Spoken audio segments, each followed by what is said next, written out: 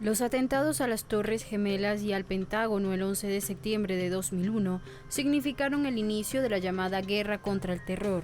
Desde entonces, los Estados Unidos y sus aliados iniciaron una serie de invasiones y bombardeos con drones en diversos países de Oriente Medio y Asia Central. Tras 20 años de guerra, el saldo en daños a millones de personas ha terminado por generar una crisis humanitaria de ámbito mundial.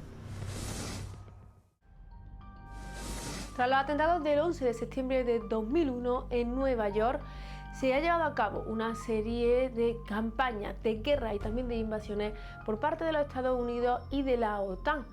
Una crisis humanitaria que ha dejado sobre todo en países de Oriente Medio, de África y de Asia Central. Esta llamada guerra preventiva por los Estados Unidos ha dejado miles de civiles muertos, millones de personas desplazadas y también sistemas económicos destruidos, lo que ha dejado una consecuencia de una gran herida dentro de la población mundial. Una consecuencia que ha sido también la discriminación y la exclusión a las personas que practican la religión musulmana y ha sido estigmatizada dentro de países occidentales. Esta situación también que se ha llevado a cabo durante estos 20 años de guerra han sido también denominadas como una guerra contra el terror.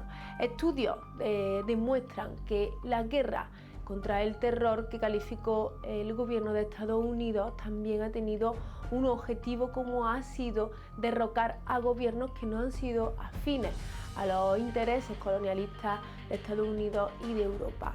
Durante este programa hablaremos de esas 2 décadas de esta guerra contra el terror.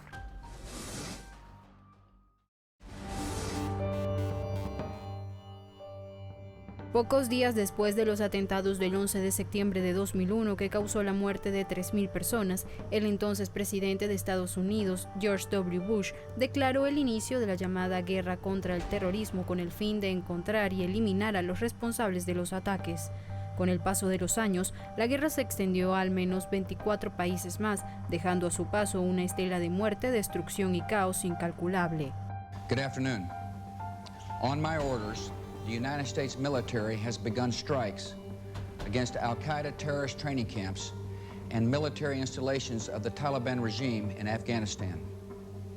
These carefully targeted actions are designed to disrupt the use of Afghanistan as a terrorist base of operations and to attack the military capability of the Taliban regime. We are joined in this operation by our staunch friend, Great Britain. Other close friends, including Canada, Australia, Germany, and France, have pledged forces as the operation unfolds. More than 40 countries in the Middle East, Africa, Europe, and across Asia have granted air transit or landing rights. Many more have shared intelligence. We are supported by the collective will of the world. More than 2 weeks ago, I gave Taliban leaders a series of clear and specific demands. Close terrorist training camps, hand over leaders of the Al-Qaeda network, and return all foreign nationals, including American citizens unjustly detained in your country. None of these demands were met. And now, the Taliban will pay a price. 20 años después, tras una caótica retirada de las tropas estadounidenses en Afganistán y el desplome del gobierno afgano, el grupo insurgente talibán anuncia la toma del Palacio de Gobierno en Kabul.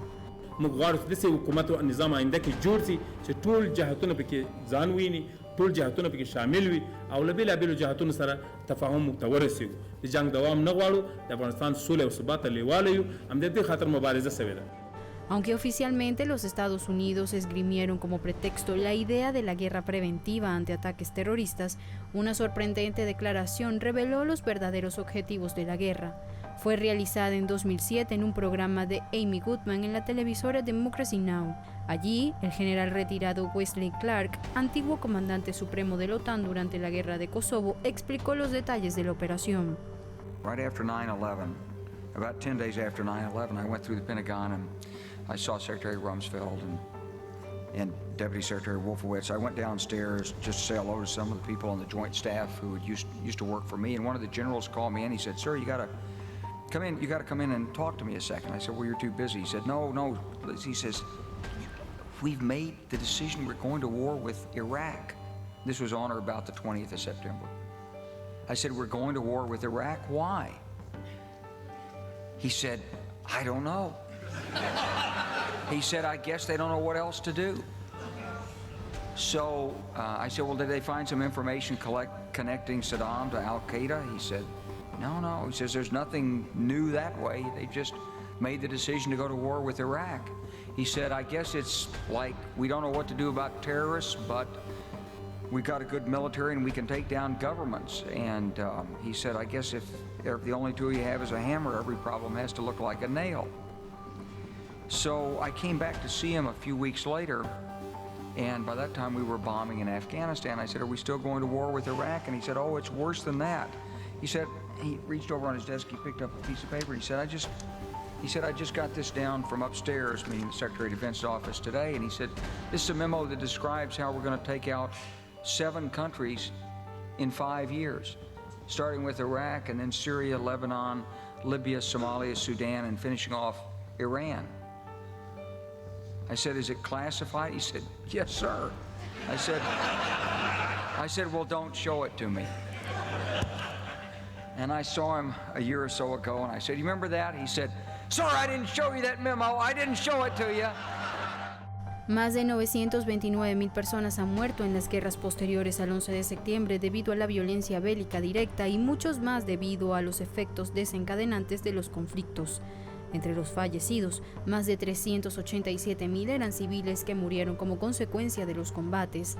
Estos datos son el resultado de la investigación El costo de la guerra realizada por el Instituto Watson de Asuntos Internacionales y Públicos de la Universidad de Brown en los Estados Unidos. El equipo está conformado por más de 50 académicos, expertos jurídicos, profesionales de los derechos humanos y médicos. We're looking at what the effects of these wars have been. The Cost of War Project has been doing this for about a decade. We wanted to look specifically at how many people had been displaced by these wars. Basically, we found that no one had bothered to investigate how many people had been displaced by the wars in what are now actually at least 24 countries that the United States has been involved in. And we found that in total, at least 37 million people have been displaced in just 8 of the most violent wars that the United States has either launched or participated in since 2001. That's Afghanistan, Pakistan, Iraq, Somalia, Yemen, Libya, Syria, and the Philippines. And that's a very conservative. El profesor David Vine es autor del libro Los Estados Unidos de la Guerra, una historia global de los interminables conflictos de Estados Unidos, desde Colón hasta el Estado Islámico, el cual fue finalista al mejor libro de la historia en los premios 2020 de Los Angeles Times. En sus investigaciones señala que la cifra de desplazados pudiera equipararse a las consecuencias derivadas de la Segunda Guerra Mundial. 37 million, to put it in historical perspective, that's more people displaced by any war since at least the beginning of the 20th century, with the exception of World War II. And if our larger, less conservative methodology is accurate, the 48 to 59 million estimate, that is comparable to the displacement one saw in World War II. La llamada guerra contra el terror no solo ha dejado víctimas en los países que son objetivos estratégicos de los Estados Unidos y sus aliados. Lejos de erradicar el terrorismo, lo cierto es que este se ha globalizado por medio de grupos radicales que recurrentemente han realizado ataques en ciudades europeas, como el atentado en Madrid en 2004 o los ocurridos en Londres en 2005 y más tarde en Francia y Alemania. Como resultado, se ha estigmatizado a los seguidores de la religión islámica al punto de que todo aquel que huye de la guerra es sospechoso de ser un terrorista. Así lo sugiere el antiguo jefe del Comando Contraterrorista de la Policía Británica. The UK has certainly been not only a focus for attack, but has also been a place where radicalization, recruitment, training, fundraising has all gone on for a number of years. Why that's the case is difficult to say. Of course, sometimes we have been extraordinarily generous as hosts to people who have been refugees or claiming asylum from some fairly odious regimes around the world. Vous savez, le terrorisme islamiste a un programme qui est écrit. C'est de commettre des attentats afin que les musulmans soient stigmatisés et que cela entraîne encore plus de terrorisme et de radicalisation. C'est exactement dans ces pas que le gouvernement et beaucoup de forces politiques se mettent aujourd'hui. Et effectivement, nous avons déjà constaté un certain nombre d'actes contre des personnes de confession musulmane ou contre des lieux de culte. Il y a eu des menaces de mort à Béziers, à Bordeaux. Et puis là, vous voyez la conséquence de ce climat délétère. Para el profesor Mark Owen, especialista en estudios de Oriente Medio de la Universidad Hamad bin Khalifa de Qatar, los medios de comunicación han jugado un papel determinante en la construcción de falsas narrativas en torno al mundo islámico. Además, previene del uso de las redes sociales en los nuevos métodos de desinformación. I think fake news has been instrumental in the Gulf crisis. Most crises in history are orchestrated around a pretext. For example, we saw the Iraq War was organized around the notion of WMD, which later turned out to be fake. Vietnam was organized around the Gulf of Tonkin. But the Gulf crisis was orchestrated on the hacking of a news agency, but also the creation of lots of fake social media accounts to propagate the disinformation that occurred. So actually, what's very interesting about the Gulf crisis, it's one of the first crises in history where we've seen the pretext for it being launched through new digital media. Una crisis humanitaria de dimensiones mundiales con millones de desplazados, cientos de miles de muertos, muchos de ellos civiles que no formaban parte de ningún bando en conflicto, incluidos niños y niñas, economías que retrocedieron décadas y hasta siglos, y sobre todo profundas heridas abiertas que son el caldo de cultivo para la proliferación de grupos radicales, es el saldo de la irresponsable aventura comenzada por los Estados Unidos y sus aliados hace 20 años.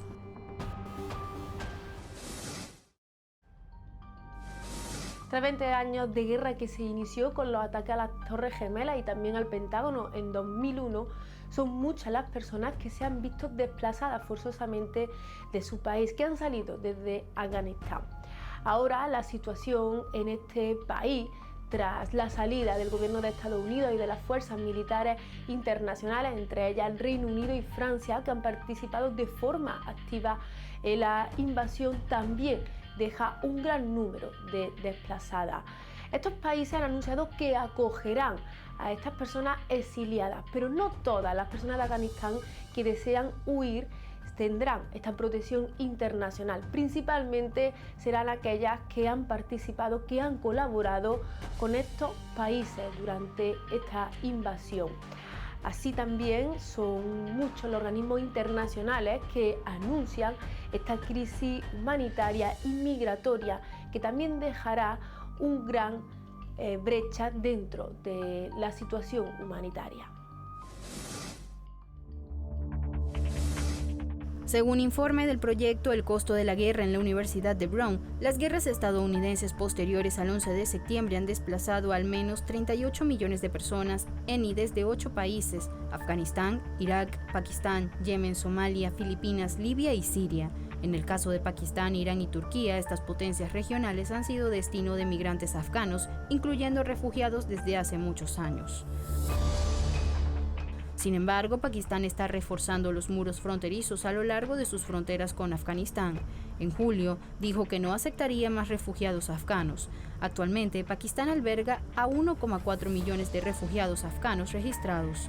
Desde 2016, Turquía ha albergado una de las mayores poblaciones de migrantes del mundo tras un acuerdo alcanzado con la Unión Europea durante la crisis de refugiados de 2015 y 2016. Actualmente, Turquía acoge a 3,6 millones de refugiados sirios y cerca de medio millón de afganos. Sin embargo, la inestabilidad económica agravada por la pandemia de coronavirus ha aumentado la desconfianza hacia los migrantes. La hissediyoruz. Söylüyorlar öyle arabaya bindiğin zaman diyorlar ki Afganlar gelmiş, burada dolmuş. Ya biri sokakta gördüğü zaman diyor ki Afganlar böyle gelmiş. O şekildedir. Tabii ki hissediyorum. Şimdi Türklerde hepsi sorun çıkarıyor. Yani yabancılar istemiyor, Kürtler, Afganlar istemiyor, Suriyeliler istemiyor, bilmiyor. Ama ne yapalım, biz de mecburuz. Afganistan'ın durumunu biliyorsunuz. Talibanlar hepsi elimizden aldı. Bizim Cumhurbaşkanı da kaçtı. Vatanı terk etti maalesef. Ondan dolayı biz de kaldık ortada. Yapacak bir şey yok. Kokuyor. Ya dediğim gibi şimdi kimliği yok. Herhangi bir parmak izi yok, şu yok, bu yok. Yani misal örnek gelip öldürse bile herhangi bir şey yok. Kanıtı yok ki. Kanıtı yok. Kanıtı yok. Yani oradan Türkiye'ye giren insanlar yani katil mi, kaçak mı, şu bu herhangi bir şey yok ki. Değil ki. İstemiyorum ben ya. İstemiyorum. Sayed Sadat, quien dirigía hace 4 años la importante cartera de comunicaciones del gobierno afgano, dejó su país hace casi un año. Aún con su currículum, encontrar un trabajo en Alemania no fue una tarea fácil. Ahora entrega comida en Alemania. Sayed Sadat se gana la vida entregando comidas en su bicicleta. Trabajando 6 horas de lunes a viernes y 10 horas al día los fines de semana, Sadat transporta pizzas y otros pedidos a los clientes. Not all the immigrants are here just to take the money from the government. So there are a lot of immigrants. They do hard work. They give to the country tax, and also they do positive things to the country. So my message is that a lot of immigrants, they will bring good skills with them to here, and they do participate in this society. For me, this is an exciting job. I explore around the area, I go around, I see countryside, I see different places, I explore the area around me. In the meantime, it's the exercise, you see the bicycle, physical fitness, and I cycle 1,200 kilometers per month. That's a good amount of cycling. A pesar del anuncio realizado por países de la Unión Europea el 1 de septiembre en París, unas 500 personas sin hogar, principalmente migrantes, incluidos afganos y familias con niños, instalaron decenas de tiendas de campaña en el césped del Parque André Citroën, donde también se encontraron muchos menores extranjeros no acompañados. Las asociaciones involucradas en brindar asistencia a los refugiados instaron a las autoridades a que atiendan urgentemente a los migrantes y les proporcionen una vivienda. Parce que depuis la prise de Kaboul et la médiatisation qui a eu lieu, il y a eu ce pont aérien avec, encore une fois, pas beaucoup d'évacuations, mais au moins les 3000 personnes qui ont été évacuées ont pu être mises à l'abri directement. Par contre, c'est complètement hypocrite parce que toutes les personnes qui sont arrivées ici pendant la guerre civile, juste avant la prise de Kaboul, sont en France, sont à la rue, sont dispersées, harcelées par les policiers avec les tentes lacérées au moins une fois par semaine. Et là, rien n'est fait pour eux, ils sont complètement invisibles. Und das finde ich sehr traurig. Wir sind da in Frankreich, die Regierung unterstützt uns nicht. Selber, wir schlafen auf der Straße. Was ist mit den Familien, die von Afghanistan hier kommen nach Frankreich? Die müssen auch so wie uns leben auf der Straße. Este grupo de personas, que había estado acampadas desde el miércoles 1 de septiembre frente a la prefectura de Île-de-France, en París, exigiendo alojamiento, 4 días después fueron evacuadas al amanecer y protegidas por las autoridades locales. Ouais, bah voilà, j'espère pas revivre ce qu'on a vécu à la place des Vosges et sur les dernières évacuations, c'est-à-dire toujours montrer à la fin des évacuations la force de l'État en repoussant une partie des hommes seuls à retourner dans les rues et surtout dans le 18e et bien caché dans le fond du 18e. Donc là, on va être très vigilant. Et puis on a déjà prévu un plan B, c'est-à-dire que si jamais ils font ça, on a déjà prévu une autre action dans la foulée. Ce ping-pong qu'on vit depuis des années et des décennies, mise à l'abri, mise à la rue, on veut simplement des logements pérennes pour toutes les personnes qui sont là et qu'on arrête de jouer au ping-pong. C'est plus possible en fait, pour personne. Donc il serait temps de remettre à plat vraiment le dispositif d'accueil. Et il y a un chiffre qui nous est souvent ressorti par la préfecture. On a, excusez-moi, 160 000 places d'hébergement d'urgence en France. C'est ridicule. 160 000 places pour 65 millions de Français, avec la pauvreté qui se développe dans notre pays, le Covid. Tripler ou quadrupler les places et on n'aura plus jamais personne à la rue. Faites le boulot et en attendant. Decenas de familias afganas, la mayoría con niños pequeños, están acampando en el noroeste de Bosnia, cerca de la frontera con Croacia y la Unión Europea, que intentan cruzar antes del invierno a pesar de los repetidos rechazos de la policía croata, a veces con violencia, según testigos. If you see inside the tents, you see better and you know better because you know, for example, for one family, normally is 3 people, we need many things. But now we are here and 1 tent, 2 and 2, it's all my life. Croatian police doesn't hit me. Maybe I'm lucky, but I see many people. And also I have one friend, the police 2 times hit him. 2 times, 1 time only men, the second time all the family, not only man and woman, also hit the babies. Un grupo de refugiados afganos en Indonesia expresan su preocupación por la seguridad de sus familiares después de la toma del país por los talibanes. Exigen reunirse con sus familiares de Afganistán después de vivir en el limbo en un refugio en Indonesia durante años sin certeza. So in Indonesia, we cannot go nowhere, and we cannot travel freely, and we cannot work wherever we go. They just say, okay, you don't have like the status. We just have like a status like a refugee card. So with that, we even cannot do anything. So that's why, like, and here we don't have any choice, like, to be registered in a specific country. So whatever is safe, and we have our basic right, we will go there. Australia or any country, we can accept us. We ran from the risk of death from Afghanistan. We came here, and then since 2012, we are still waiting here, and then we suffer. And as you know, this condition of Afghanistan right now is really bad. So please help the refugees of Afghanistan. Ir de Afganistán a un país de la Unión Europea es un viaje largo, costoso, doloroso, duro y hasta se lleva muchas vidas por delante. Las fronteras de la Unión Europea están cerradas. En muchas ocasiones las personas pueden ser devueltas de forma ilegal y en caliente, lo que lleva a que la frontera que la gente cruza no sea tal, sino que se convierta en una larga caminata de muchos días a escondidas que consiga llevarlos de Serbia o de Bosnia hasta Italia para evitar esa posible devolución desde Eslovenia o Croacia. De acuerdo con la advertencia contra los retornos forzados del ACNUR del 16 de agosto, ningún país debería deportar a personas a Afganistán en este momento.